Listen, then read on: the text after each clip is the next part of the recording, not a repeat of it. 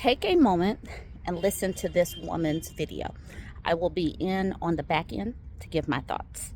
I get comments like this from men about once a month, and they're always my favorite. I like it because occasionally, but not often, men do follow me because my financial content is really good. It's really good because I'm really smart and well educated and an expert in what I do.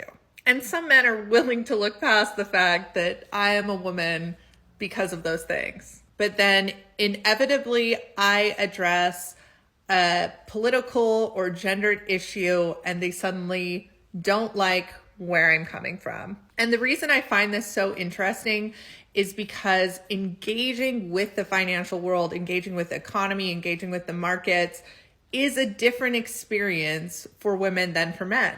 One of the hallmarks of male privilege is being able to think of finance as purely a numbers game. If you're only doing math, chances are you're a man. Women experience everything differently. All the numbers are different because the way we have to interact with a world that's designed for men is completely different. And men don't like when I bring that up. I want to address issues from a feminist lens, from a gendered lens. I want to talk about wealth inequality and how difficult it is to build wealth when it depends on many vulnerable populations being oppressed and living in poverty. These are real moral struggles, and the fact that I'm aware of them and men are not doesn't mean they don't exist. I know men don't like when I bring them up because they're uncomfortable conversations to have, but women recognize these conversations because this is their lived experience. There's conversations that need to be had. And if you don't want to have them, there is no shortage of male financial influencers that are just going to talk numbers to you. But I am always going to talk about the human capital and the human impact of finances on my page.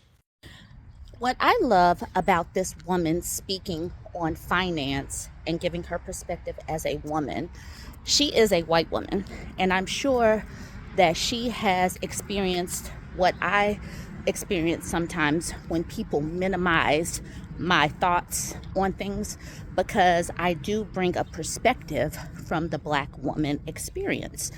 Because what people really, really want to do, they want to act like this world, this country, is a colorblind nation. Like everybody achieves or has the same opportunities to achieve, and the playing field is balanced and even. And if someone like me swoops in and gives an experience or speaks about my experience where I talk about my obstacles, they want to minimize it as if it is a me thing, not a systemic thing, not a structural thing. And for too long, people that look like her but are male have been able to create the narrative and dominate the discussion, dominate the discourse. So when people speak from their perspective and you see that things aren't always balanced, you see the things that some others have gone through, I think that those people that are typically in the dominant situation are like, hold up. If you are acting like you had obstacles, you're acting like my situation was easier. And they don't want to acknowledge that they might have had an easier time or a head start. Anyways, that is the reason why it's so important for social media and for people to discuss things from their viewpoints. Our narrative is very important.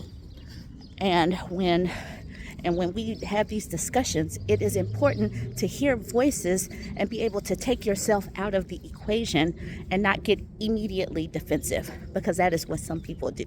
They immediately get defensive and they want to erase any situation that might act like there were obstacles just because you were born Black, or just because you were born a woman, or just because you happen to be this or that, because there are systemic issues that some of us face that others don't.